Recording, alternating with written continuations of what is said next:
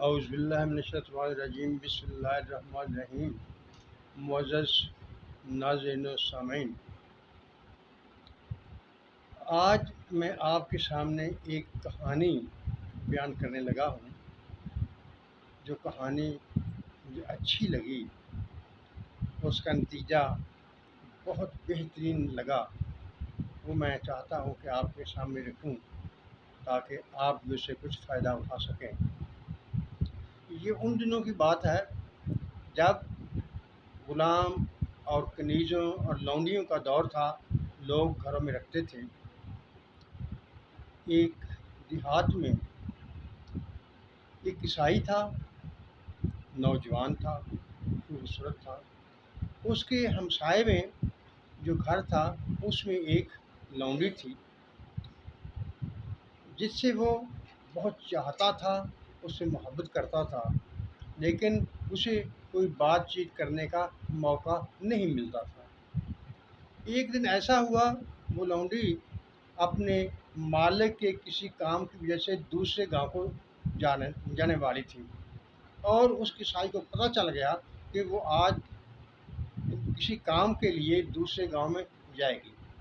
اس گاؤں کے راستے میں جنگل پڑتا تھا، تو اس نے سوچا کہ میں وہاں جا کر چھپ جاؤں گا یا اس کے پیچھے پیچھے جاؤں گا اور وہاں اس سے بات چیت کروں گا۔ اس نے ایسا ہی کیا۔ جب وہ لونڈی کام سے گئی اور جنگل میں پہنچی تو وہ قصائی بھی اس کے سامنے آ گیا اور اس سے بات چیت کرنے لگا۔ وہ کہنے لگا کہ میں تم سے بہت محبت کرتا ہوں، تم تمہارے بغیر رہ نہیں سکتا، میں تم سے بہت عشق کرتا ہوں، تم بھی میرے جذبات کا احترام کرو۔ اس لونڈی نے جب یہ دیکھا کہ جنگل میں یہاں کوئی شخص بھی نہیں ہے میری مدد کرنے والا، اور اس کو کسی طریقے سے ہی ٹالا جا سکتا ہے، تو اس نے اس کے جواب میں کہا، دیکھو، میں تجھ سے بھی زیادہ تم سے محبت کرتی ہوں، تیرے بغیر زندگی گزارنے کا بھی میں سوچ نہیں سکتی، لیکن حالات ہوتے ہیں، مجبوریاں ہوتی ہیں، ان کے تحت اپنے آپ کو ایڈجسٹ کرنا پڑتا ہے۔ دیکھو، اللہ تعالیٰ کی ذات دیکھ رہی ہے، وہ ہمیں اچھی طرح سے جانتی ہے، ہمارے مقاصد کو بھی جاننے والی ذات ہے، لہٰذا تم خدا کا خوف کرو اور اپنے آپ پر کنٹرول رکھو۔ خدا کرے گا ایسا وقت آ جائے گا کہ شاید ہم آپس میں مل سکیں۔ اس کنیز نے، اس باندی نے یہ بات کچھ اس انداز سے اسے کہی کہ اس کے دل پر چوٹ لگی، اور وہ اس کو چھوڑ کر اسے واپس اپنے گھر کی طرف چلا۔ سفر تھا، دوپہر ہو گئی، لیکن دھوپ تھی، گرمیوں کا موسم تھا، بہت سے پیاس لگی، لیکن کہیں بھی پانی کا نشان نہیں تھا۔ اللہ تعالیٰ نے اپنا ایک نمائندہ، اپنا ایک دوست، اپنا ایک ولی بھیجا، جو اس کے پاس آیا، اس کے ساتھ ملا، اس کے ساتھ واپس سفر کو شروع کر دیا۔ تو اللہ تعالیٰ نے ایک بادل کا سایہ ان پر کر دیا۔ جب ان پر بادل کا سایہ ہو گیا تو دھوپ کی شدت کم ہوئی، تو اس پیاس کا گزارا ہونے لگا، یعنی وہ اس پیاس کی شدت میں کچھ کمی آ گئی۔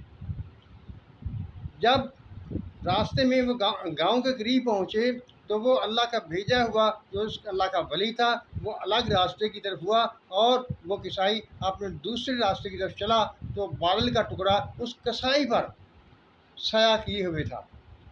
جب اس اللہ کے ولی نے یہ دیکھا کہ یہ قصائی کے اوپر بادل کا سایہ ہے، تو اس نے اسے مخاطب کیا اور کہا، دیکھو، جب تم نے توبہ کر لی، سیدھے راستے پر آ گئے، تو یہ دیکھو اللہ تعالیٰ نے تمہارا مقام کیسا بنا دیا ہے کہ تم پر بادل بھیج کر سایہ کر دیا ہے۔ جب اس قصائی نے یہ بات دیکھی اور اس کے ولی کی بات سنی، تو وہ بہت شرمندہ ہوا، اور وہ خدا کے حضور سر بسجدہ ہوا اور اپنے کیے گئے کاموں پر معافی مانگنے لگا اور آئندہ سے توبہ کر لی۔ بزرگ ایک بات کہتے ہیں کہ گناہ کرنا انسان کی نشانی ہے اور توبہ کرنا مومن کی نشانی ہے۔ معزز ناظرین سامعین، یہ اللہ تعالیٰ بہت رحیم اور کریم ہے۔ وہ جب چاہے انسان کو سیدھے راستے کی ہدایت کر دیتا ہے، اور کوئی شخص اپنے طور پر ہدایت نہیں پا سکتا۔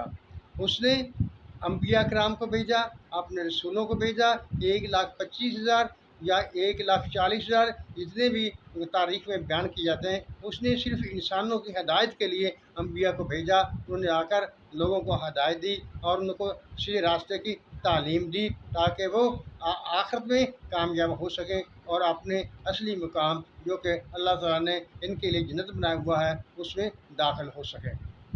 معزز ناظرین سامعین، ہر وقت اللہ تعالیٰ کے حضور توبہ کرتے رہنا چاہیے، کیونکہ گناہ کرنا تو انسان کا خاصہ ہے، لیکن توبہ کرنا مومن کا خاصہ ہے۔